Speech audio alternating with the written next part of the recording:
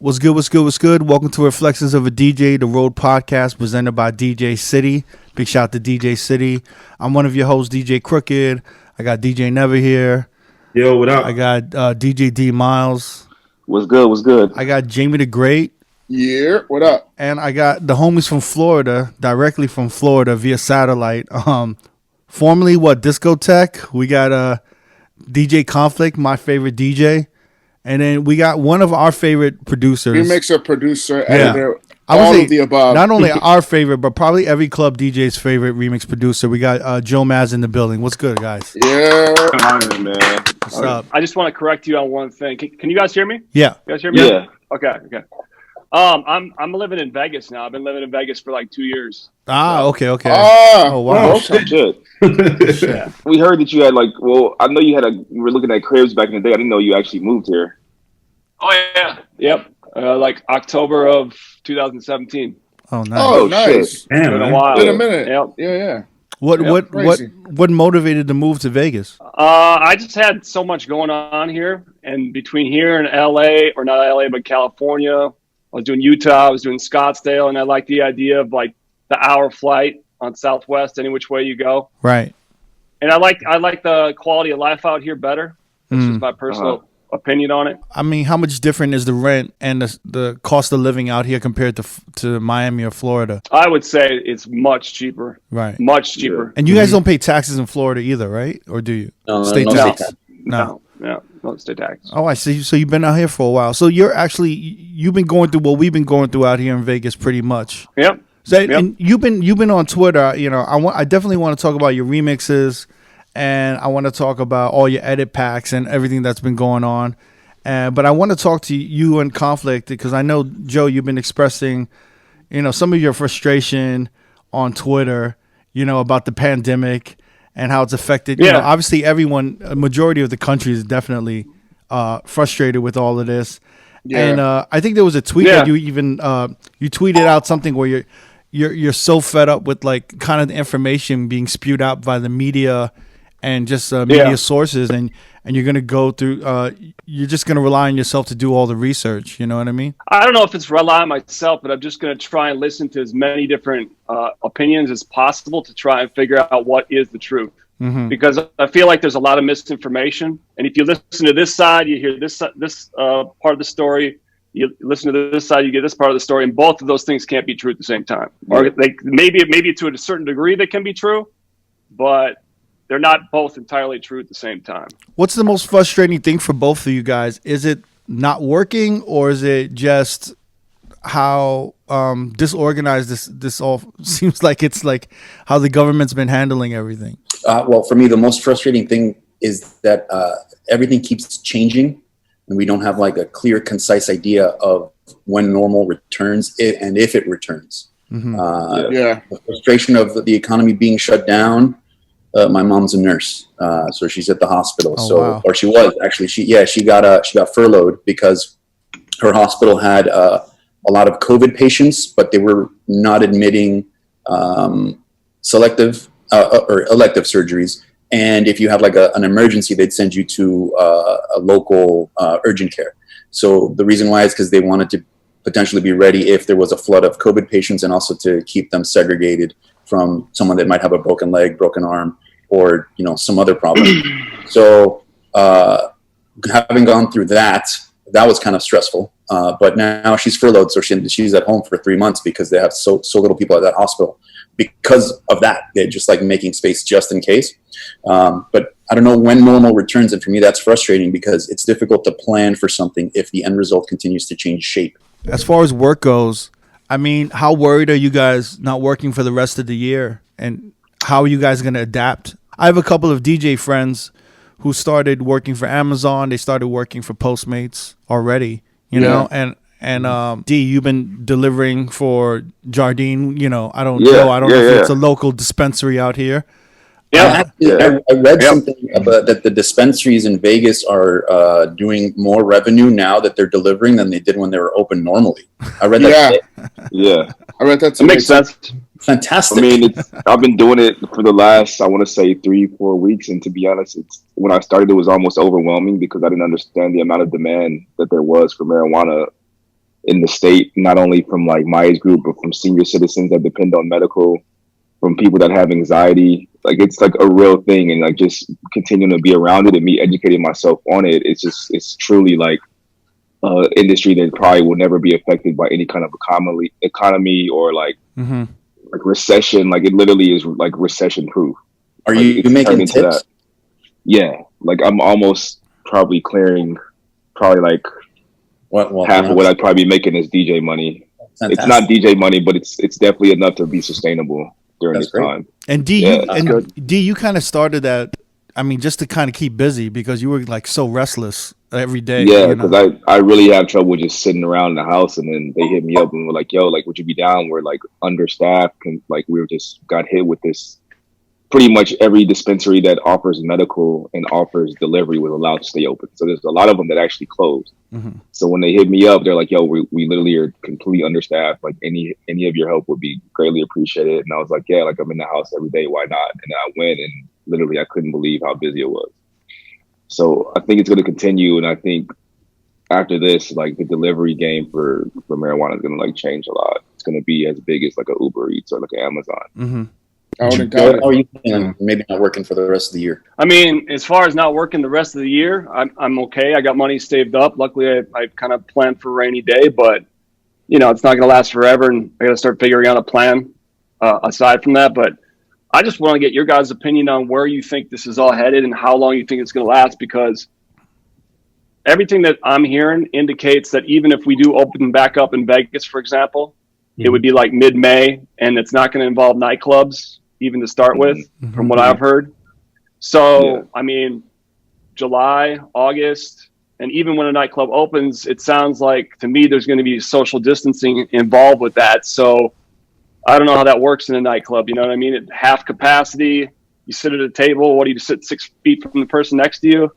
Dance 6 feet away from the person next to you. That's gonna be hard to control. You can't control a dance floor like that. Have people 6 feet away from each other on the dance floor dancing. That's kind of that makes no sense. Imagine the bars. Like everybody's so close at the bar sometimes. So how is that going to help out, and how is that going to work? It's like the worst possible place to be working at in this kind of an environment. I can't think of. You know, you spoke about you were like really pissed at Bill Gates. I mean, I think he had a statement that he wants like the nightclubs and bars to pretty much be closed for the next 18 months. I mean, he's not saying nightclubs and bars directly, but it's just large gathering. It's implied by what he's saying. So, I mean, I got a lot of gripes with him personally, but I can talk for hours about him. So Oh wait, are you guys receptive to doing? I mean, a lot of the turntablist DJs that I'm cool with, they're really excited about Twitch and live streaming. IG, there's actually a lot of club DJs and working DJs that are excited about IG Live.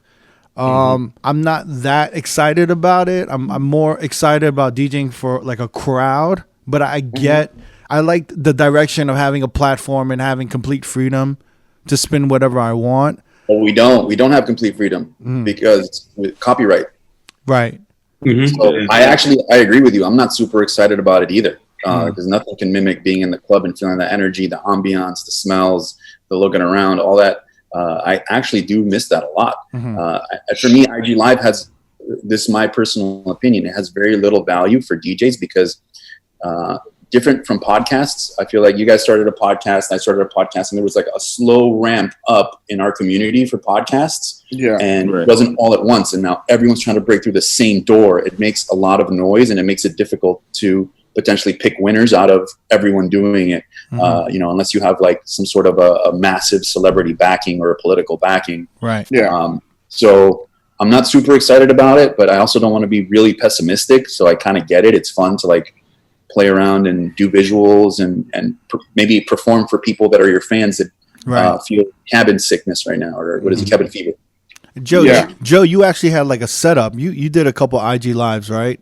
Yeah. What's your thoughts on that? I mean, I have a lot of fun with it. I agree with you. You just play whatever you want and see if people like it. And if they don't, then they leave, whatever, that's fine. I just look at it like it's a fun thing for now, but is it financially viable? You know, are people making money doing this on Twitch? Because that's kind of a platform where you can make money from it, right? Yeah. So have you guys spoken to anybody that's actually doing all right in that department? I know one of my friends started doing the Twitch DJing stuff, and he started making some money. And he actually started he innovated playing video games in between songs, so he's trying to make it fun or whatever. That's smart. Yeah. That's different. Yeah, so he's trying to bring the world of Twitch and the DJ live streaming together. And I think he's doing a great job because he's playing like Mario Kart in between songs or whatever, like between mixes or whatever. For the most part, he said he's making money now. So I don't know if it's $50 or $200, but say if you get $200 every time you go live, that's not bad at all. How are they getting paid? They're just getting tips. So they get like tokens. You can buy tokens and subscriptions and stuff like that. Some are paid subscriptions. Some are just because you got to think about it. The gaming world is a big, like there's a whole ass event that's like the Super Bowl, and I think a kid of 16 about a couple of years ago, he made like $4 million in a tournament. Wow! So it's I remember that, Jamie. I remember that. Yeah, so it's a big thing. So the Twitch community, even if you get the 1% that likes DJing and gaming at the same time, I mean, you're gonna win. I think the thing about Twitch is it's a completely new market. It's not a club market. Yeah. It's not like a festival market. It's this market of like gamers and like uber nerds and like it's like corporate. Yeah, like complete incels. Yeah, it's like complete incels. Like, you know what I'm saying? Like it's just a completely different market. You know what I'm saying? So like for me, I don't know how to speak to that market because it's foreign to me, and I don't know how. Because I actually enjoy watching people play video games. Just because I find video games very stressful. Like if I do this shit, I get stressed out. So for like a DJ to play video games and DJ at the same time, that's like the ultimate. That's like the most anxiety I could feel ever. Would be to be playing video games in front of people, no, and then I fully get it. And then worrying about the next record that's about to play. You know, imagine playing a race on Mario Go-Kart and the song is finishing on the right side. Like, yeah. You know what I'm saying? So it's a hard juggle. That's not fun to me at all. Like I don't see that as fun at all. You know, I saw Four Color Zach on live. I saw J. Espinoza on live, and you know, J. Espinoza loves DJing. He thoroughly enjoys it. Mm-hmm. I love DJing as well, but my approach is very different. Like I have a performance anxiety as well. You know, it's tied in with Twitch. How does it work? Like how are people gaining followings with Twitch? Like because you can't really take your following with you, right? Like it's almost you're starting over.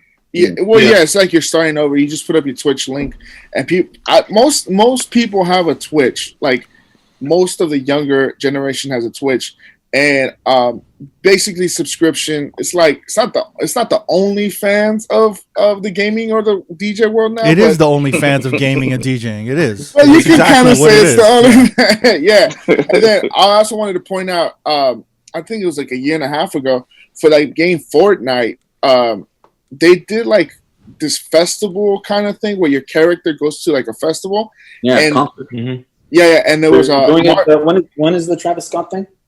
It's coming up soon. Yeah, 7 p.m. today. Travis Scott is performing on Fortnite. Yeah, on Fortnite. Really? And last time they had Marshmello and like this like in like an open field and your character's in the crowd and he's doing like a live set. So the DJing has come into Twitch before. Hey Jamie, how many followers your friend have that's on Twitch? I don't know. I'll check right now, but I'm not sure how much followers he has. I do think it's important to have a Twitch, but is that something Konflikt and Joe, is that something you guys are interested in remotely and something you're gonna delve into at all?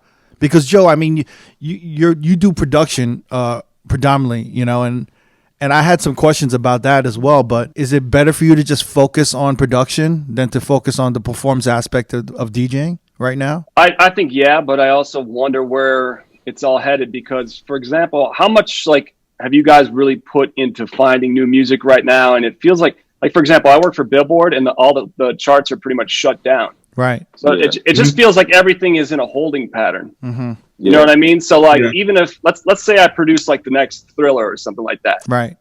Is anybody really going to care that much until we can go and support it in the clubs or tour off of it or whatever it is, stream it. Yeah. I don't know how far that goes. You know what I mean? But the hardest thing for me right now is like trying to figure out what is a good record.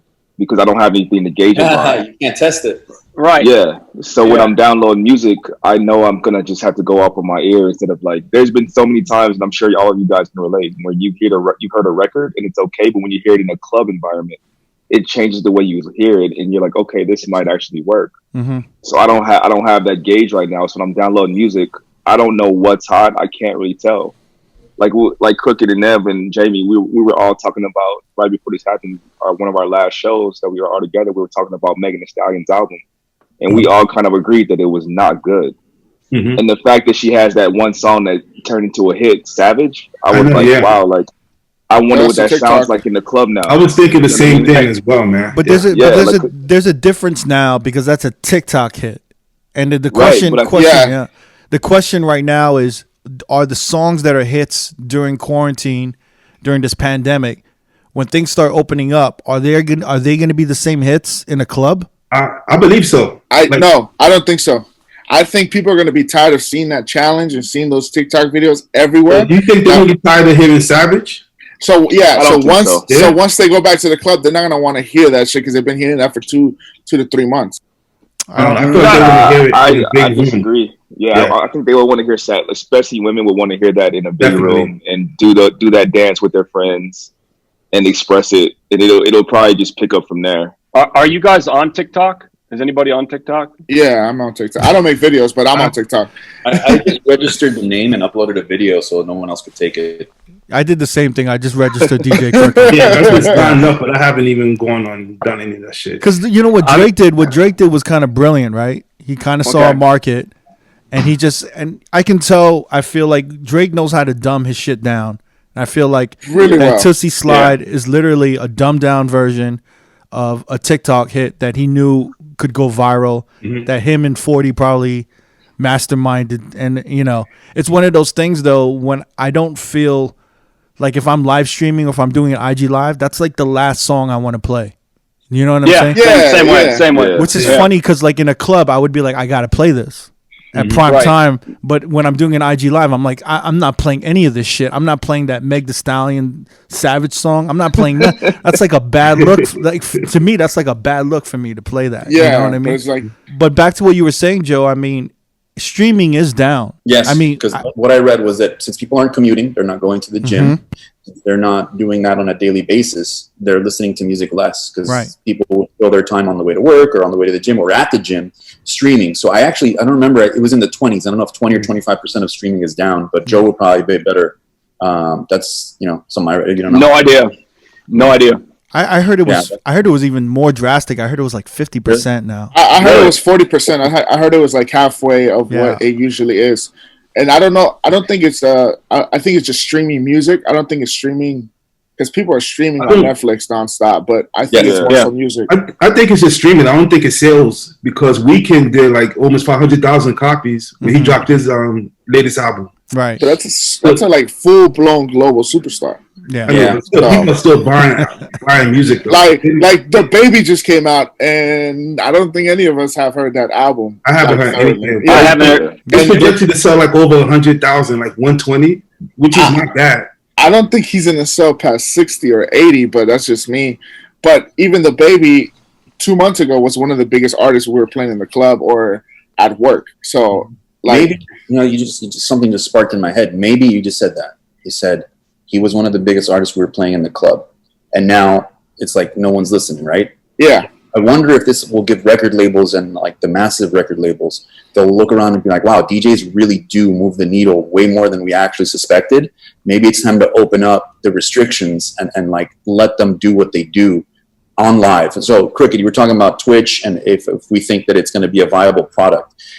And for corporate dollars, I don't think so because it's still illegal to use things that aren't yours unless you get whitelisted. So someone that gets lucky and maybe speaks to a higher up at Facebook or Instagram and goes, hey, I'm going to live stream. I'm going to play these records. Can you talk to Universal, talk to whatever the other record labels are and say, whitelist my account so the copyright algorithm doesn't take me down. Right. For those people, then it's for sure viable to live stream. But we're all kind of trying to fly under the radar because it's still illegal to do what we do, even on Twitch. Right. So if the major record labels and big companies release those shackles, and I know DJ As Is started a petition on Twitter And it was like, let the DJs DJ, especially during this time, to provide entertainment, provide tunes for people, give them a reason to like get up and dance or enjoy their Friday night with the atmosphere of a nightclub, even if it's through an iPad, a phone, or a web browser.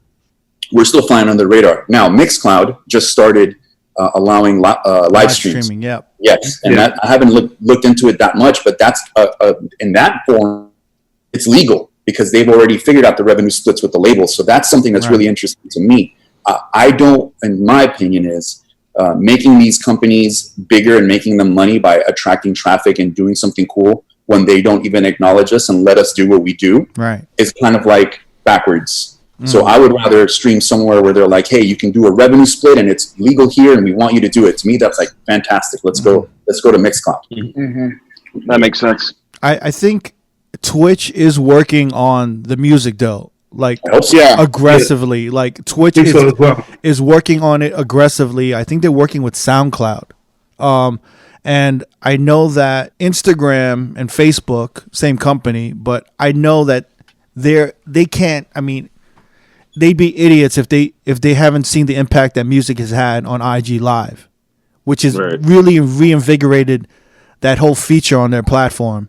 If anything, you know, like if we're seeing musicians and artists and DJs really take that feature on that platform and really bring new life to it with these beat battles with D Nice, like it's undeniable. So I know that Instagram and Facebook are probably trying to streamline it somehow.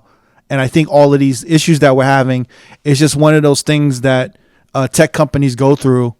Growing pains. It's the growing pains, and it's just not knowing exactly, you know, how the market is going to approach, you know, your platform, and then kind of accommodating and adapting to it and saying like, oh, okay, like that's what's going on. Like we got to streamline this. We got to do it ASAP before anybody else.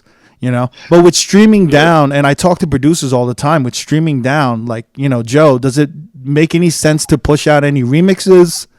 Does it, I know there's some original music. Does it make any sense to push any of this out? Because I speak to my boys and they're like, I'm not pushing anything good out. Like I'm going to push out some mid shit, you know, that's just content, but like, I'm going to hold on to this other shit until like everything starts getting back to normal, you know. And to add real quick, Joe, and to add to that, are you even motivated to make? Because we all, you know, I love some of your remixes. That like the Goosebumps one is one of my favorites. Do you have any motivation to create that type of like level of production and editing, or you just like you don't have no motivation to do any of that? Well, there's kind of two things going on. Well, first of all, when I produce, I always have like a DJ's mind going every time I make something. So I envision like, how can I make this record better for what we do without like screwing it all up, you know, and losing the overall vibe of the track, the original. So without a club in mind, you know, where we're just sitting in our houses, like streaming on Twitch or IG Live, the way I produce doesn't really make sense, you know. On top of that, I've been in the mindset where I just want to figure out what's going on. So that's like the first thing on my mind every day. I'm like, how are we going to get out of this? We got to get out of this, because we talk about streaming and stuff and we could talk about it for 6 months, but I mean, until we start working again, it doesn't make any sense to me. You know what I mean? That's really interesting, actually, what you said, Joe. Like you said, because we're not in a club environment anymore, you feel like there isn't a purpose for some of the remixes and the production right now? Yep. I mean, I can produce original music, but the way I produce is always with the club in mind, generally, as far as the remixes are concerned. I got original music that doesn't like associate with the club at all. Right. And I can put that out, but where does it go? Probably like your friend. It's like, where does it go? And then also, generally, when you're putting out original music as an artist, you have like this whole plan involved with it, right? A tour involved, a rollout, all this stuff, like the marketing rollout. And I just can't, there's so much uncertainty in the air that it's like, well, why would you do that? Yeah. Like, let's say, like if you put out a great album right now, even some of these big artists, like you just talked about DaBaby, it's like people might forget about that by the time this is over. You know, and you spent all that time making that dope album. 6 months from now, finally they lift the restrictions on everything. We're back to where we're at. And it's like, nobody's ever going to remember that album you dropped right in the middle of the quarantine. Yeah, literally like months, like 4 months to 6 months of no revenue, right? No touring, no appearances, no nothing. No merch. I mean, merch, you could probably still move some merch right now. But it's not the high level that you usually not it's not going to be at like at you're a also festival with a new product that's streaming at 50% the rate it used to. Yeah. If you release now, so like what is even the point? That's it. So as far as motivation, I think the album the Baby dropped is like leftovers from his last album. They just put it out just for like keep that name out there. Yeah. Don't think it's like all new music that he did. Also, I don't know if you guys kept up with like Tory Lanez. He did like Quarantine Radio, and he would have like 200 to 300,000 people on his live. Mainly, it's just girls shaking their ass. However, I think he had a bunch of leftover music from his last project that he put something together and he just put it out for the sake of it, being the most popular guy on IG for a minute. I don't think I listened to the album. I like Tory Lanez, but it's not what I was expecting from him. Mm-hmm. And I even think he just did that just to keep like the name out there. Yeah, keep the music out there. And he released some merch, like Quarantine Radio merch. And I don't know if he did well with that, but I mean, I guess there's people that really just trying to keep their name in the circle, even if it's like little things like that. Mm-hmm. And it sucks because there's actually a couple of records on that album from Tory Lanez where I heard them and I'm like, damn, I wonder how these would sound in the club because they sound like they could be some bangers. Yeah, because Tory Lanez, I don't even know if I'm going to get an opportunity to play them because by the time this is all done, it might just have already fizzled out and it would have been just a leftover at that point. True. Mm-hmm. I mean, Joe, is that how you predominantly like check to see if a remix is done and ready for the club? Is like to be in a club and to hear it? And 100%. I mean, every time I never really put it out until I play it myself, and I'm like, all right, the kick comes through nice, the bass is good. The reaction was good. This needs to move a little faster. This drop was like a little too long. So, 100%. Yeah. And you can feel that energy in the crowd.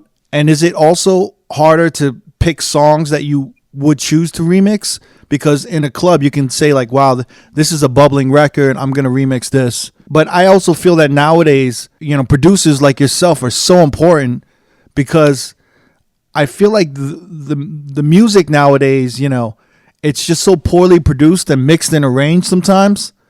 It's not built for a big room at all because they're all made in like bedrooms. You know what I mean? Right. And some of them aren't even mastered and they're not arranged right. They're not arranged for like dancing. What is your thoughts on that? I mean, is it getting easier or harder to really kind of remix these records? Do I feel like music in general is getting worse? Yeah. I mean, I've been feeling that for a long time.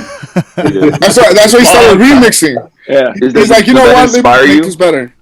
Does that inspire you to do like a remix that's gonna like set it apart because it is so unplayable a lot of times? Or is it frustrating? Is it like more frustrating? I had a hard time playing Highest in the Room in the clubs, especially in a big room. Mm-hmm. Yeah, because the energy was just kind of mundane. But your version of it gave that record life for me. Yeah, you did a great remix. You actually won Highest in the Room. You won an award for that remix for the Billie Eilish and the Highest in the Room for the remix awards. Yeah. Yeah, I mean the way I like Travis Scott. I like most of the stuff that he puts out, and I like Highest in the Room. But like you were talking about, just the way that the original is produced is not really club conducive. You're going to lose the room pretty quick, I feel like, if you drop that track. And I wanted to just make it more epic. To sum it up, I just wanted to make it the energy higher without losing the original feel of the track. You can have a drop, but sometimes these drops just go off on some tweaker shit that it doesn't make any sense. Right. And the way I try and make my drops, if I can, is like make it musical, melodies, but also make it bang, That's the way I can describe it. What are those drops what would you call those drops because sometimes when I hear trap, I think trap drops are maybe the worst drops ever. When that drop hits, you can either two things happen. The energy in the room either escalates or it like decreases. You know what I mean? And sometimes it just stops. Like people literally stop dancing because they can't figure out how the drop is hit. Right. They're like, Like the drop will hit, the drop will hit like a burn. And everyone's just like, yo, like, what the fuck? Yeah. Is the speakers okay? You know what I mean? Like, what the fuck is happening? speakers. You need to make a shirt that just says Joe Maz, make it bang. That's like the best merch right there. My least favorite trap drop is the one that is the negative space. It's like a build up, and then it's just like blank, and then the snare comes in on the 2. And it's like people are like, oh wait, what? How am I supposed to dance? Because you get rid of that one, and the ones that have a long one, it's like becomes a 1, 2, 3. It's like bang. But like you mentioned, that sucks also. But the worst one is the build up, negative space coming on the 2. Yeah, it develops that way. It's like that's the one piece we need. That's the confetti drop. You always get like people in the crowd doing the half jump when that happens, right? Because they're ready to jump on the one, and then It's like the pump fake. Yeah, it's actually really cool of the DJ to do that or the producer to do that because it's almost like, haha, I got you guys. You guys ever seen that video of that dude that was trolling like in Australia? That it was a big build up, and they're in a big room, and these kids, it was like younger kids. Massive build up, and then it goes into like the most chill track ever. Have you seen that? Yeah. And I don't know what the track is. I can't think of what song it was, but like that real like with the saxophone from the 80s. I can't even think of the track. Oh, and the whole crowd was like, "Oh." Was it Wham? Was it Wham? It was like Wham or something like that. Yeah, I think it was Wham. What do you call it? I do want to talk about actually. With everything going with the pandemic and the direction we're headed with this pandemic, do you think there is a future for big rooms? And then a lot of your remixes are catered to big rooms and festivals. Is there any possibility that you're gonna maybe kind of like refocus how you do the remixes or how you approach remixes moving forward, maybe starting this year? I mean, if you're suggesting that there won't be any big rooms possibly moving forward? No, I think there will be. I just don't know if there will be as many. I think the smaller venues will open sooner than the bigger ones. If that makes sense, yeah. Absolutely, yeah. Yeah, if that's the case, I mean, I think you're right. I think the smaller venues will open. Yeah, certainly I would. But they play Joe's remixes at the small venues too. Joe, you get your stuff played everywhere. That's kind of when I'm producing. Again, I that's again on my mind when I'm producing. I don't want it to go too far off into festival world, and then I don't want it to not be energetic enough to work, in certain rooms. So I want it to work as many places. I always look at like Calvin Harris like as a great producer because I feel like you could play his track at the biggest festival ever. And then you could play it in a room of like 20 people. Mm-hmm. Yeah. You know what I mean? Especially his stuff from like years ago. It's like, or Snake, most of his stuff. Mm-hmm. It's like you could play that track in the middle of a festival. You could play it in the smallest room and it works. Or you could play it in your car and someone enjoy it too. So that's kind of the way I approach remixing. But yeah, as far as the pandemic's concerned, I don't know. It's hard for me to envision like where this is all headed because like we talked about, even if they open up, there's going to be like 6-foot spacing at these bars and nightclubs. Yeah. And I don't know. That doesn't sound like that great of a time to me. They're talking about opening up Vegas, and it's like, do you guys see people flying here in droves if there's no nightclubs open and like 4 restaurants open? Not at all. Well, No. I think it'll happen in tiers. I feel like once the hotel is open, I think they'll test it out with the gaming and see how the gaming situation is. I think maybe it'll go from gaming to restaurants and restaurants to small lounges, and then it'll be a slow build up to maybe the clubs, like the marquees and the excesses. I think the mega clubs and the pools will probably be the very last to open. Because it's the hardest to kind of like monitor and kind of control. At least with gaming, you can kind of control it. You can have certain, maybe like 5 people sitting at one table playing a game and space it out a little bit. But in the nightclub, it's so unpredictable. Like, how do you even do that? Even like what Jamie was saying, having people at a bar, having people lining up at a bathroom. They're going to be checking your temperature when you walk in. Yeah, for sure. Well, I'm pretty pessimistic about the whole thing, honestly, because I don't think it's just the social distancing thing. I think that there's other factors that play a part in what we do, which is what we do is a luxury for people. They spend their money on entertainment.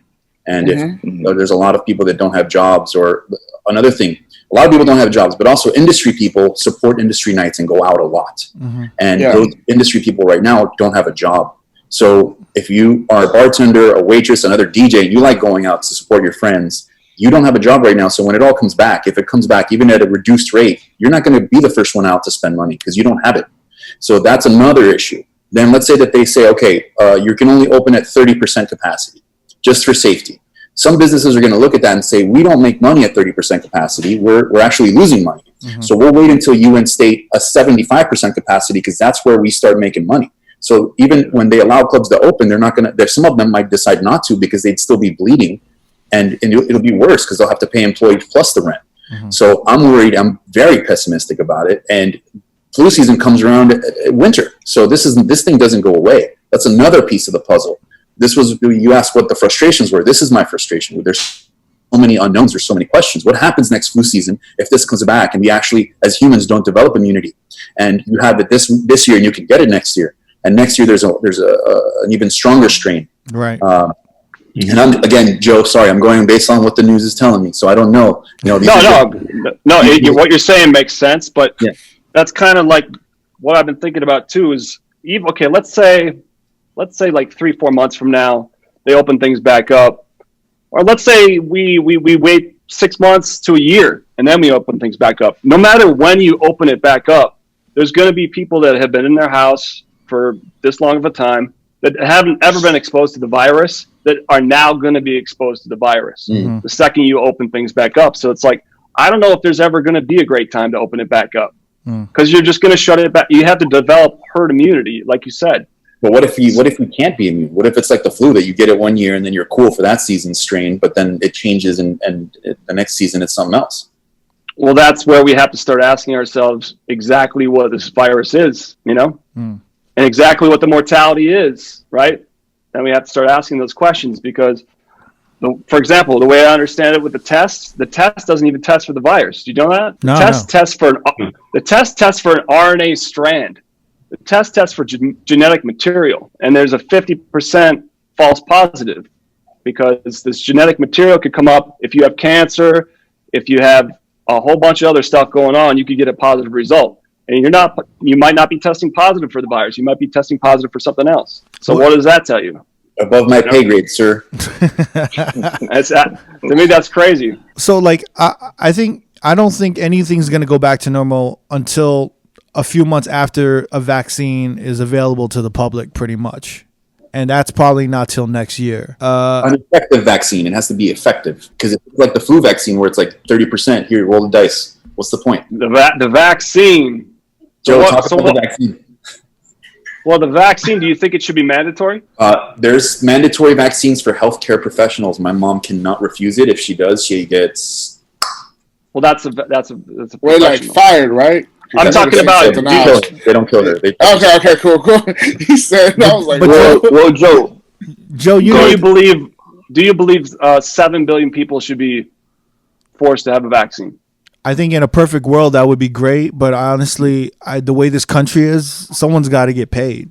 I don't think they're going to make it available to everybody. You know, I truly believe that, and maybe Joe, you can put in an opinion on this one. I think that they're going to treat it a lot of the way they treated HIV. Like HIV was a virus. They never found a cure, but they found a way for you to live with it. And I mean, when's the last time any of us have heard of someone die of AIDS? I mean, that's another theory. It's a completely different virus, yeah. But like, yeah, I think Eazy-E was the last one. A theory. The money is in the medicine. The money is in finding a way for people to live with it. That's always the money. What if it becomes something like an STD that, like, you have corona, you have it forever, and it flares up every now and then, and it's just in your system? Well, that's another. Well, you can catch it again, right? You're not immune to. Yeah, I've heard somebody got that people caught it again. That they got it once it went away and it came back because they got cured and then they got it again. I heard that's why the health workers have been, becoming fatally ill, is because they've just had the virus compounding on top of them. And some healthcare workers have not felt any symptoms. So the thing about this thing is, man, this is one part where I'm like, some people have a point. If you were going to create a virus, right? Yeah. You can't make it too deadly because the virus needs time to infect other people. Mm-hmm. So if it's too deadly, it doesn't spread fast enough, and then it just dies, right? So it's got to spread slow enough to where it can infect people, but also it has to be relatively deadly, but not entirely deadly. So it's like you can have this thing for a couple of days before you feel anything and just bouncing it off people all day because you feel fine. The reason why SARS and MERS was mitigated, and it's the same like family of viruses, is because when you have SARS or MERS, from what I read, I'm not a medical expert, but you immediately get sick. So they know you come into the hospital with a respiratory infection and you're feeling these symptoms. They're like, could be SARS or MERS, isolate that patient. But now it's like you come in with a little bit of a fever. They don't know what it is. You could potentially have it without any symptoms, which is very common. Asymptomatic transmission has been pretty prevalent. And that's what makes this thing, such a difficult thing to deal with, that you could feel fine and you're the DJ at the club and you have it and you're cool. And then all of a sudden, you sneeze and cough just in passing and you never feel a symptom. But now 3 people in front of you caught it and they spread it to the rest of the dance floor. And it's like, oh, crap. What club is going to want that liability? But that's kind of the case with influenza as well, right? Yes, I think so too. Okay, you were talking about it. Were you talking about creating a virus? Well, yeah, what I was saying. You heard that from the bathroom. Or from the water. Did I hear create a virus? Yeah, what I was saying was, if you're going to create one, you can't make one that's too deadly, and you can't make one that works too slow and that doesn't have a mortality rate, because then we'd be like, man, whatever, we just brush it off. But it's like this one has like the best, not the best of both worlds, but it's pretty high up there. If you're setting the parameters for creating a virus, you definitely want it to have some of the characteristics that this one does. So it seems awfully fortunate that we, or rather not fortunate that we ended up with this one. All right. So do you think it came from the lab? They're talking about it came from the lab. I think all possibilities are open. I think that it could potentially be man-made and it got out. And if that's the case, then I don't think they would ever tell us, oops, our bad. Oh, we messed up over here. They would seal that as much as they could. But I also think that it's possible because we are so overpopulated, and because in China there are certain markets that have a large animal contingency that exists there for sale, that these kind of things can happen. So the possibilities in my head are open in both sectors. I'm not going to say this can't be or that can't be. But the thing is, I don't know. But what I do know is I don't have a job and none of my colleagues do. So to me, that's like primary focus is figuring out what do I do to feed family and what do I do for my friends if I can do anything to help. So that's my number one. And then number two, once those things get mitigated, it's like, okay, now let's figure out how did this happen? How do we stop it from ever happening again? And what can we do moving forward as a society to prevent the spread of anything that might come up? Because if this thing kills like old people, and it's some young people, unfortunately, right? But imagine it was an indiscriminate virus and it just killed, let's say 12, 13, 14, 15% of the people that are actually infected, regardless of age. It would be a calamity on a worldwide scale because we'd be freaking out. Because it only affects older people right now, you have people that are allowed to go protest and like open up the country. I don't care if I get sick, let me do what I want. But if it was a killer, like a real killer, then you'd see like people going out, you'd see crime rise, you'd see people that were broke and have a gun go out and get what they got to get. So it's like we got lucky, even though it's terrible what we did get. I think it's hard not to, like, there's so many conspiracy theories going out, and just being thrown at us. And it's hard not to like consider any of them because, they all come from a place of like, that could be, because we've heard crazier shit happen. A possibility. And I don't think it helps when, we see like videos in Shanghai nightclubs where like everyone in China is just like partying and everything's back to normal now. Yeah. So kind of like, I haven't seen that. You haven't? There's like, is that real? Yeah. Yeah, there's nightclubs. No shit. Yeah. Wow. China's, I did not know that. Yeah, there's nightclubs in Shanghai that like just reopened and they're like packed and they're packed, yeah. Everyone's on on social media just like flaunting like just partying it up, and it just makes obviously all of us in America be like, like, what the fuck, like what's going on over there? You know what I mean? Yeah. I'm not. They're not getting any remixes out there. He's gonna make the download link, so he's cut it off in China. Yo, Joe. The scary thing is, I think that, like in China, I think in America, people are gonna want to forget about this past time and just go out and drink and get fucked up and have a good time. Like I don't think it's gonna be a slow, steady thing. I think people are gonna really can't wait to go outside type of a deal and just go want to spend money, whatever money they have, and just forget about it. And that, I don't know if that's good or bad. Like even like Vegas, they're talking about reopening Vegas as almost like an experiment, like would be the guinea pigs. No, that was Mayor Goodman who misspoke but you know, Okay. she spoke very recklessly. I thought that was horrible. I saw it was yesterday. wilding And I out. was, wow, like, The that's scary. Las Vegas mayor Goodman. I don't know if she was high, drunk, or just dumb. She just misspoke. She didn't take her medication. Yeah, though. she misspoke on CNN. That's really the problem. That's really the problem with social media is that they showed that, like, obviously that video goes viral, but then the video of the governor of Las Vegas who spoke really like conservatively and like intelligently, like no one's gonna see that video. They're just gonna see like the nut job who spoke on that. But yeah, she was speaking really reckless. The governor, the governor went on CNN, and he let everyone know, like, we're not going to open anytime soon. Yeah, We're going to take this safely. He's talking about like going through phases. When we're ready to open, he's gonna go to like a certain phase. Phase one. There's a phase 1. There's a phase 2. We haven't even gone through phase 1 though. We're still in phase. I mean, you know, it's like it's not happening. But I don't think there's an issue. And I want to ask you guys, because I know in Florida they're reopening certain beaches, right? Yeah. And I don't know if there's a problem with reopening small non-essential small businesses if there is a safety protocol they have to follow. But from what the mayor was saying, she's like, I'm not going to put out a safety protocol. I'm just going to let you guys figure it out. And if, you know, I went to a couple Asian groceries. Like I went to Whole Foods. Whole Foods had a line, you know, outside for everyone that left. They let one in, you know, like It was very controlled. It was very like secure. It was very responsible. I went to like a Korean grocery because I was like, you know, let me get some Korean shit. You know, like I need some kimchi. I need some stuff like that. I went there and that shit was like a fucking free for all. Like, like everyone was in line. Like I was like, I had a motherfucker next to me, and I was like, I just looked at him like, yo, back the fuck up, and he stepped like but everyone was like regular shit. The same goes in the Mexican food market. And I'm like, yo, the Asians are wild. Like minorities are always going to be wild, right? In their grocery. So like, if you leave it up to the business owner, it's going to be a free for all. But there has to be a safety protocol. But I'm wondering, like with Florida, like letting these beaches out there and no one monitoring any of that shit, everyone's just making this shit gonna last longer, or at this point, should we just, you know, like I don't know what the right answer is, because you know what I mean? Like we all need hair. If honestly, if they opened up non-essential small businesses, I would get a haircut, but I don't need to get a haircut. But if it's available and I trust my barber, and I feel like their safety protocol is good, I would get a haircut. Could you need a haircut? I mean, but why would you get a haircut? Where are you going? Huh? Go to the living room, my man. I gotta look good for my Twitch lives and my IG lives. Yeah. So I think the way that you're presenting that question is great, because there's no right answer. So you let the business do it. The business is like, I got to make money. I'll put on a mask. I'll put on gloves. But now we have to trust that individual business, like your barbershop, to wipe down the chair every time. So what if, you know, your barber would have to be trained on how to sanitize things properly? What if he doesn't?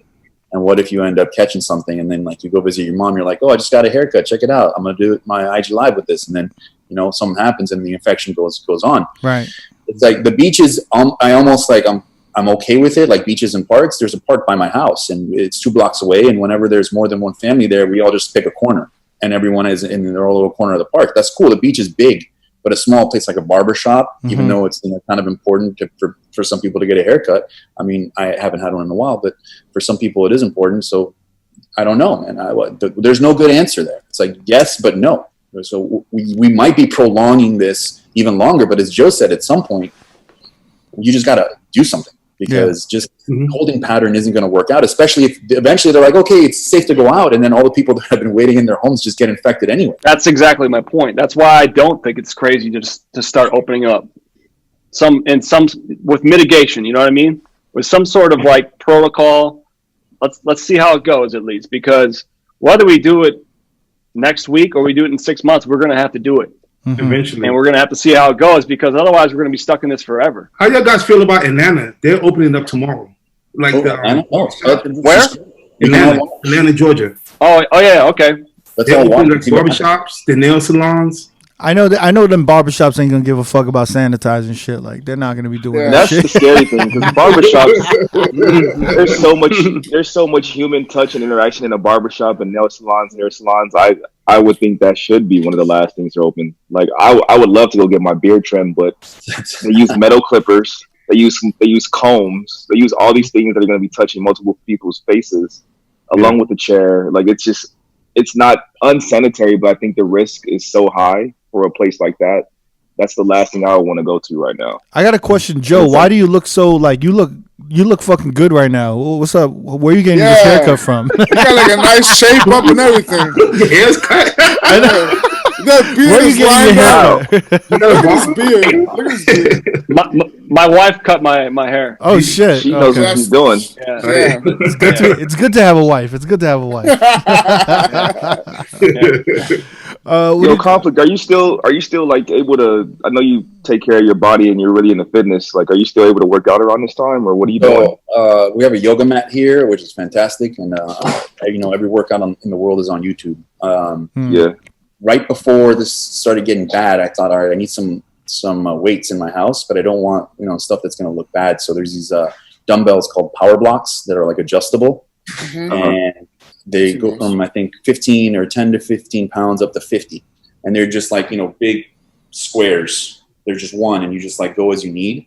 And I bought those. I think it cost me $300. And I was like, cool, for a pair. Expensive, but I can do everything I need with them. And then I looked recently because I was like, maybe I can upgrade them and get some nicer. And they're selling for like $900. Everyone's trying to get their fitness on in their house because gyms, if we're talking about places where you contact things, where you're going to have someone in the gym cleaning off every dumbbell the second you're done with it, it doesn't make any sense. Right. I mean, if we're talking about the last things that open, damn, it sucks to be a gym owner right now. Yeah, that was my thought too, because I had 2 gym memberships, and I just thought to myself, what are the chances of these gyms opening back up? The level of sanitation that would be needed for a gym to open, and the level of employees you would need to retrace and make sure everything's clean is unreal. I don't even know if that would probably be the last thing to open. And then you got steam rooms, you got saunas, you got showers, the swimming pools in the gyms, like. It's almost impossible to like monitor all that and keep that stuff clean. So even I'm looking into now trying to like get equipment to just put in the house. Dude, there's this gym. Listen, there's gyms would not come back. $3,000. All right, it's expensive as shit. But I saw it on Instagram. If we all approach them and say we want a group discount, I'm sure it's $3,000. It goes on the wall called Tonal, Tonal, and basically uses magnets, and it's a big TV screen. So it uses like magnets, and it does resistance weight, and you can watch the person working out on this TV. It's really dope. I'm gonna pull up a picture, but it's $3,000. If you want to go in, we can message them together and see if they'll get a group discount. Yo, Konflikt, I know you're big on MMA and boxing. Do you have a bag hung up at your house, or? No, I don't have a bag right now. But look, can you guys see that? Maybe a little bit. Yeah. See how it's on the wall? Yeah. It looks like a little console. That's $3,000 though, and they got to install it. Wow. It's funny to see what rose in prices and what sells out, like supplements, like selling out. Echinacea, all like vitamin D, all of these important vitamins and supplements have been selling out. I wanted to talk about some of your accomplishments, Joe, and kind of go through some of these remixes. You've had official remixes with like Adele, right? That's a high accolade. Coldplay, Beyonce, Kanye West, right? When you guys were Discotheque, I think you had that Homecoming remix. Dua Lipa, Flow Rider. Can you explain a little bit something for me? Because I know some of the basics of like getting an official remix with an artist for production, right? Well, from the beginning, it was like I just did it for fun. I've always enjoyed it. Like when I was going to college in 2002, I would just do mashups. I was inspired by like Danger Mouse and the Black album, the Gray album, all that stuff. Right. And I was just doing it for fun. And I would like come into these nightclubs and I'd be like, "Hey man, can you play this?" And he would never play it. And so I wanted to DJ myself because I wanted to play my own shit. Over time, I got on crooklymclan.net, if you guys remember that. Yeah. And got on there as Discotheque, and then started getting noticed by people. And Benzi, DJ Benzi, he reached out and he wanted to do the Kanye remix album for Homecoming. So that was like the first big remix that I think Discotheque ever did in an official capacity. Mm-hmm. And it just kind of built from there. You just start developing a reputation, and people start reaching out. You start developing a name. I think a lot of producers that make the transition from remixers to artists start out remixing. You know, you could probably look at Chainsmokers. That's a pretty prime example. Even DJ Snake, you know, he was just doing bootleg remixes like back in the day, and then turned down for what came out, and it was like he was off to the races. You can build, you're building your name through remixes, because it's just like any artist that comes out, they're a feature on somebody else's shit, right? So like Drake, you know, he came up on Lil Wayne, is that right? Yeah. You're always like taking somebody else's name and building yourself from it in a sort of way. And I think that's what remixing is, in a certain way. And then you use that clout, and hopefully people will support your original music as well. So I think that's the way that you build a name from it. Well, like working with official, like having official remixes. Is there a difference in anything? Do you get paid more? I mean, you get, if you get a check, it's usually just a commission thing. You get a check. If you want points and all that, generally you already have to be pretty big, you know? Mm-hmm.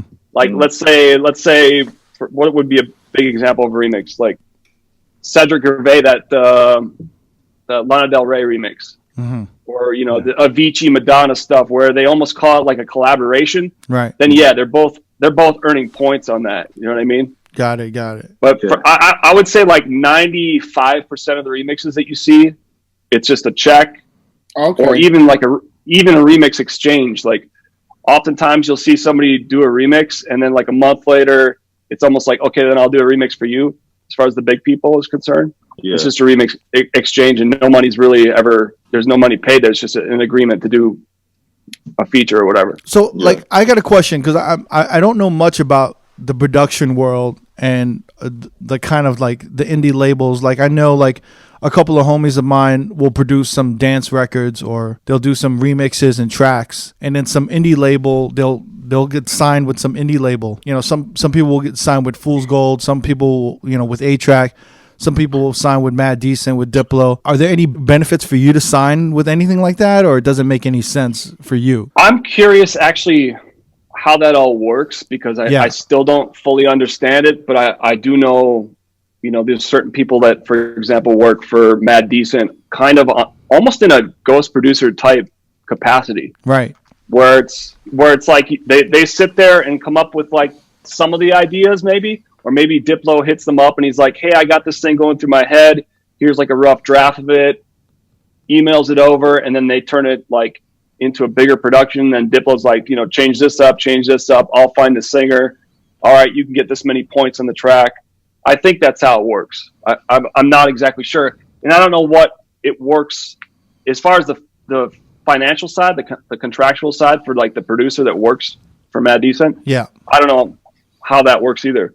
Aside from being on the track, on the BMI, whatever it is, do they get like some sort of fee? Do they get like a salary? I really don't even know. I have no idea. I can only assume the benefits would be kind of exposure to new artists or different artists or high profile artists, and the possibilities of working with them, and maybe getting some marketing, additional funding for marketing. You know what I mean? Like maybe you'll get thrown an extra $10K to do a video, or $20K to do a music video or something. The way I've always looked at it is just I love to do it. I've always loved to do it. And as far as a DJ standpoint, I think I've developed a reputation for it. And my hope in my progression was to basically drop original music, and hopefully people support that as well. Mm-hmm. That's kind of been the plan all along. So what do you think your sound would be if you did original music? I mean, I don't necessarily like to pigeonhole myself to any particular genre. Mm-hmm. And that's part of my problem. Yeah. Sometimes I look at these artists and I'm like, man, I wish I could be like Eric Priz, where it's just like you just produce this one sound and you could make 500 tracks in a year that all sound similar and everybody loves it. But I get so bored. You know, if I listen to one sound for too long, or even when I'm DJing, it's just like let's say you get a gig and they're like, hey, play only house music all night long. Even in that, I'm like, bro, no. I can't. I want to dip down and go all over the place. You know what I mean? Right. Or even when they tell you to play hip hop all night long, I'm just like, oh man, I want to like play some reggae. I want to hop into house music, but it just gets so monotonous. So, anyways, to bring it back, it would be a diverse album. Snake, I think, is like a perfect example. Nice. He's all over the board. You know what I mean? He's doing trap. He's doing reggaeton, sort of like reggaeton. He's doing house music. Would you mind like kind of like talking about how you ended up with Rich Group? I know you were once with Scam, and then just like that whole process. If that's something you feel comfortable talking about a little bit. Yeah, I mean, just to give people a little bit of my past, I built my name basically through discotheque. A guy named Danny Days in Miami reached out on my MySpace page in 2006 and saw the mashups that I had put on my page, and he was like, hey, we should join a group together. And I was like, we should do this Crooklyn Clan thing. We got on crooklyn.net. My brother joined the group. It was 3 of us. He goes by Gigamesh. Mm-hmm. And we did that for we toured around with Dexstar. DJ AM found us through crooklyn.net and Kevin Scott. So you were signed to Dexstar? Yeah, it wasn't signed. But okay. Yeah, I was part of the group. I've never really signed any contract as far as an agency is concerned. Yeah. But yeah, we were part of Dexstar back in 07, 08, Mm-hmm. 09 until about, basically after AM died. Mm-hmm. And at that point, went with Sujit at Scam from about 2010 to 2012. And as far as my transition into Rich Group, there came a certain point just for me personally where I felt like I was just another number at Scam because the roster's so big. Mm-hmm. And then, it always felt to me like there's some favorites, and I understand that, long-standing relationships. And, if you're just like this kid from Minnesota who moved to Miami, you're like, hey, Sujit, bro, I'm trying to get booked. And he's like, yeah, I'll get to you. So at some point I wanted to try something else. And I was so impressed with Konflikt. When I moved to Miami, I felt like I learned more from watching Konflikt spin and watching Mauricio spin and Ross One spin than I've ever learned DJing. Right. And I always thought to myself, why isn't Konflikt huge? That was my initial response, because I go in the mansion, this kid's just destroying it. Mm-hmm. And he was doing this 5-6 nights a week. And they had Konflikt opening for me. And I'm like, what is going on right now? This guy should be huge. So he somehow found Louis Rich. And I knew Louis Rich from back at the Dexstar days. Right when I got with Dexstar, Louis Rich sent me a message on MySpace. And he was like, hey man, I'm leaving Dexstar. I'm starting my own thing. Would you like to join? And I had just got with Dexstar, and I was like, bro, I'm not leaving AM. My dream just came true. So I was like, whatever, So these years went by, and Juan got with Louis Rich. And I think at the time he was only representing Tony Martinez and maybe Pisano. I got to look at the timing on that. But it was late 2012, early 2013. And he was able to get Juan booked at Studio Paris and Chicago, and then I think he got him a bunch of other stuff in Switzerland, and then High Bellagio. And I was like, wow, this guy's pretty impressive. And I sat down and had a meeting with him and Juan, and I was like, I'm going to take the risk. Let's just see what we can do with our relationships, and I'm down. And it ended up pretty good. I think after that we had Graham Funky join, Stone Rock, Jessica Who, Mm-hmm. Crespo at the time. Mm-hmm. Obscene, Excel. Passion. Transitioning from Scam to Rich Group, what was the biggest difference for you? The fear of, I'm not going to have these relationships anymore. I won't be able to get booked in these rooms because it's Scam kind of has control of them. But we just worked at it. We worked kind of as a group as hard as we could, and put all of our relationships together and just tried to get as much bookings as we can. And it worked out. We kind of used our Miami residencies as a way of marketing ourselves. Yeah. In addition to, for me, my remixing kind of developed the name. My association with Dexstar and DJ AM was able to get a little bit of attention as well. So we just did as much as we could to try and make as much noise as we could. Do you get not offended, but do you think it's are you sensitive about being called kind of an EDM DJ? Do you consider yourself an open format DJ? I consider myself an open format DJ. I've never really focused on the turntablist side of things, but Right. I think anybody that's heard me play, I can do just fine in a hip hop room, do just fine in an open format room. Yeah, because I've never heard you. I've never heard you play. I've only known of you from remixes and production, which has been predominantly, obviously EDM based. So from my perspective, I never knew that you were like you had such a broad spectrum of music when you DJ'd. Actually, I watched a couple interviews with you, and having listened to Tribe Called Quest, and I know you're a fan of like Pharrell, Neptune's production, and so on, and hip hop has been a big part of you. When I hear people do trap remixes of hip hop, I would say yours is the best because because of your roots in hip hop. I feel like you understand like what is missing from a hip hop trap song, and you kind of retranslate it to a big room or to like a club environment. You know exactly how to rework it. You know what I'm saying? Because you can see both sides of it. I think I want to get a better reaction from the crowd. Mm-hmm. Is what I want to do. You know what I mean? And you guys have all been there where you play an original record. Sometimes you just can't even play the original because it sucks the life like right out of the room. You know what I mean? I try and pick tracks where I'm like, I just know I can hear it, and I'm like, this original is just not going to do it for people. You know what I mean? And spice it up. Yeah, spice it up. I think you did a great job with like the Baby Suge remix. And I love that remix. And what you do that's really great, and you have a really great talent for, is not to really butcher the song. What are the great elements of it? It's funny. I talked to Scooter the entire time I was making that. Really? I was sending it back and forth to him. Which Scooter? Like, Philadelphia? Scooter in San Diego. San Diego. Oh, yeah.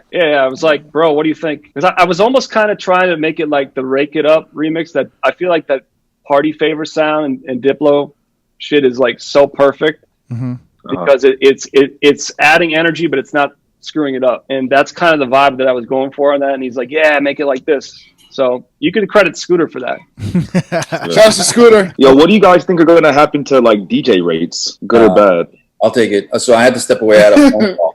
This is a note. Actually, this is one of the problems with what's happening at hospitals.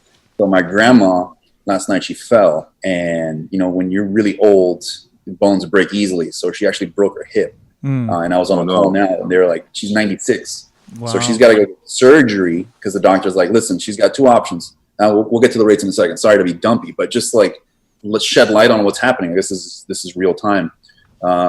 They're like, you can put her in bed, and she's got to be in bed for the rest of her life. She won't be able to move because a fractured hip, doesn't let you move. Or she goes to surgery, and we try to fix it. Both of those options suck at 96 years old.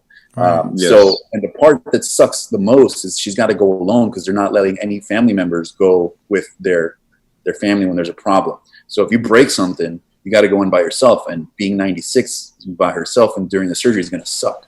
Yeah. So just trying to figure out the logistics with that. And does she have to stay quarantined even after the surgery just to make sure she didn't catch corona at all? She's 96, man. So I don't know what's going to happen after the surgery. If there is after the surgery, we'll see what happens. Oh man. Because the human body can only take so much. D, you were just going through this with your roommate, right? Your roommate was removing a cast. Yeah. So what happened is actually, this was about a week before, actually a couple of days before everything got shut down. He was out at a nightclub, and he fell in a wet spot and broke his elbow. So he went into quick care. They're like, you need to see a specialist. So they recommended him a specialist. Literally a few days later, everything shut down. So he couldn't get a hold of a specialist right away. And then when he finally did, they told him unless he had COVID or he was dying, they couldn't see him. So what ended up happening is 3 weeks went by, and his elbow started healing on its own, but it started healing wrong. Yeah, it started healing wrong. So at that point, he finally saw a specialist, and they're like, yo, like, it's healed wrong. We're going to have to re-break it and do surgery. But the problem is, if we re-break it and have surgery now, there's a chance that since it started to heal and microfibers formed, that if we re-break it, you could have permanent nerve damage, which means you may never be able to use your hand again. Whoa. So it's at your own risk at this point. Either you have the surgery and you run the risk of not being able to use your hand again, or you just don't do it and you just get used to having a elbow that's going to be like kind of like weird to move for the rest of your life. Oh, So man. now he has a huge lawsuit on his hands. Oh shit. Yeah. Yeah. Man. So it's pretty bad, man. I feel horrible for him, but he essentially has a huge lawsuit because that initial doctor should have taken him in and understood what his elbow needed and given him surgery instead of kind of pushing him to the side. Because they were so worried about COVID, they kind of just pretty much said, "Yeah, we can't help you right now." Wow. That's crazy. Yeah. So I'll let you guys. I'll send you guys a message later. Let you know what happened. But Shit. The question before I decided to rain on the whole parade here was the DJ rates. If we open up clubs at 30% capacity, then why would we get paid 100% rate? Mm-hmm. You know, if the club is taking a 70% loss on revenue potentially, right? And that's if they're able to make the same they used to off that 30% of people that are in attendance. Because if they open up at 30% capacity and people are spending half as much, then they're really making 15% of the profit they used to, right? So why would a club say, okay, here's your full rate, even though the club owner's making 85% less? So to me, it's going to be a massive problem for rates from the jump when we come back. I don't see anyone getting paid the full rate, but hopefully I'm wrong. I mean, you know what? Not only that, I also feel like clubs are not going to book DJs from out of town. I agree. They're not going to want to pay the DJs to fly in and put up in a hotel where you could just get a local DJ and pay them like half the rate. Which is good for local DJs. But it sucks for like traveling DJs. I mean, I feel like everyone needs to adapt. I think. Joe raised his hand. Well, like, I think everyone has to adapt. But the whole thing is, I would love to see a Konflikt set on live stream, as much as you're not receptive to it. And you've had some great Instagram routines, and I know how much work goes into those routines. I can just imagine. So like, I'm not expecting those routines like every week. I think it's possible. The only problem I have with it is that I feel like it serves a very small purpose right now because so many people are doing it. Every bone in my body is like, if everyone's doing something, do something else. Mm-hmm. So that's like my first, I got to jump over that hurdle. And then the second hurdle is, okay, I'm doing this for entertainment, maybe an hour a week, but what dividend does that pay off in the future? If it's just for people that follow me and just to like be cool and like not be cool, but rather to give people some entertainment, I understand it for that value. Right. But if it's potentially to keep my name out there and to keep people interested, it's like, well, interested for what? For a massive pay cut when we open up a small lounge sometime in the next 6 months, I honestly think, I would like to see a Konflikt live set because I know from the first episode we had you on a year and a half ago, we spoke about content and how you focus on content and how you put content out. And I think it'll be kind of the same approach if you do a Twitch. You just got to take your time and see how you make it fun. Thank you. I'll definitely. I have a setup already in my house. I'll show you guys if I can get there. But the green screen in the back and the DJ setup got moved to the living room, so I have everything ready. When I did do, I've done 2 clubs. I did Park and I did Dare here in the Hard Rock in Fort Lauderdale. I saw. I think DJ Wonder is the first DJ I saw that had like this. And Crooked, you actually sent a tweet and you're like, "Yo, this guy's going above and beyond." Yeah. And when I saw that, I was like, okay, if I do something, it has to be better than that because that's the best I had seen right up to that point. Mm-hmm. So it did spark a little bit. And so I got green screens here and I have everything ready to go. Are you using OBS or? Yes, OBS. Okay. Yeah. I've heard some weird stuff about OBS fucking up some of the new MacBook Pros, but I'm not sure. I haven't had a real problem with it at all. Okay, cool. And then Joe, I was actually thinking about you and you going live. I recently saw like Alchemist. I love. He's one of my favorite producers. I recently saw him go live, and he was just like playing all this unreleased Prodigy shit. You know what I mean? Like he was playing a bunch of unreleased music, and I thought, shit, I would love to see like Joe Maz play a bunch of remixes he's never released. Yeah, some of the throwaways. Yeah, like and just play it and then just kind of get on the mic and talk about it. Like like not a lot, just be like like a storytelling. Like I wanted to put that out, but it just never came together because of whatever. And right, that'd be pretty dope. And then you can do kind of like a version of the remix where it goes through some of the separation and stems. Like like this is the keys for 8 bars, and then like it builds up to the bass line and that. And we're like, I never used this. It never went through. Like, it never got approved by the label or blah, blah, blah, blah. You know what I mean? Oh, yeah. I mean, I I've been thinking about that a lot, honestly. I mean, even my wife's like, why don't you do like tutorials and stuff like that? I'm sure there's tons of people that would love to see your process and see how you do it. Yeah. So that's definitely going to happen. But I'm like consumed kind of like in a sort of way of like, where are we going with all this? You know what I mean? Right. Like, I can do that. Let it go. Like, I can do that. I can do that. Like we could Twitch. We can do all this stuff. But like 6 months from now, if we're still having these conversations, it's going to be. Don't you think it's going to be like so weird? We sound like a bunch of psychos on a date. Like, where's this date going? You know what I mean? Like, are we gonna get married? Do you like me? Does she not like me? Do you like kids? Like, where are we gonna do? Color? All right, guys. Well, I think we're gonna wrap this up. Sorry, I had to step away, but obviously I was dealing with a little something on my end. No. We're sorry. It's no problem. Actually, we're sorry to keep you here. I mean, thanks for doing one more thing. Conflict. Did you really go back to school? Or was that a whole like troll? No, I signed up. I signed up for college in January. Oh, okay, cool. Congrats, man. What are you studying? Well, yeah, what are you studying? Psychology. Of course. That's dope because I know the first time we had you on the podcast, you went live a little bit on IG, and people were like, "Yo, what's your thoughts on school?" And you were kind of like pessimist towards it. So I'm kind of glad you kind of flipped the switch. I hate the pay for play system. So they're like, you have to pay us this money to learn the things we should tell you to learn to get the paper we give you, so you get a job. I hate that. But yeah. I like making my own schedule, and if you're a psychologist, you can block the things off how you want. You know, I'll see you at 2, I'll see you at 3, and then I'm done for the day. And I appreciate that kind of freedom. And I think that's what I want to kind of focus on in the next decade of my life. That's dope. Congrats, man. That's really dope. I want to schedule an appointment. Yeah. Same. Put me after Joe. After this, we all need to schedule. Yeah. Yo. Yeah, I need an evaluation. Yeah. Conflict's all our therapists. It's amazing. What do you call? I'm not gonna call him Dr. Conflict. Dr. Con. You can go fuck yourself. I'm not calling you Dr. Conflict. Therapist Conflict. Conflict, you seem a lot more chill than our last interview. I felt like I was walking in the lion's den the last interview. You guys are being nicer now. Really? No way.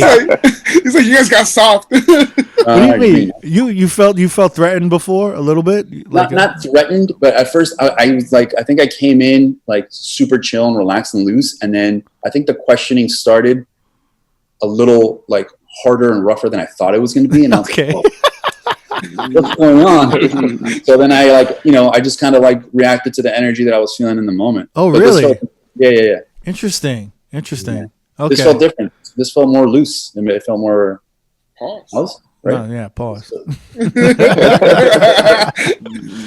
All right, cool, man. Oh, well, look, Joe, Conflict, thank you for like taking the time, man. Appreciate it. What do you call it? And I hope to see you guys really soon in person.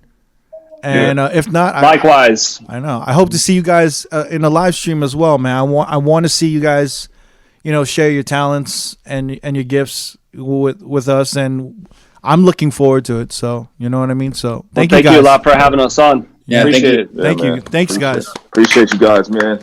And then Jamie, you want to do the... Oh, finally, we could do this again. If you want to watch this video alongside all our brand new videos we release every Friday, go to youtube.com/R.O.A.D podcast. Make sure you like, make sure you comment, make sure you subscribe. You hit the notification bell to be the first to get the video. And in this time, go ahead and just do a whole marathon of our old episodes that we've been putting out. Nice. Yeah. Joe Maz, Conflict, thank you again. Thank you to you, DJ City. And we out, man. Peace. Peace. All right.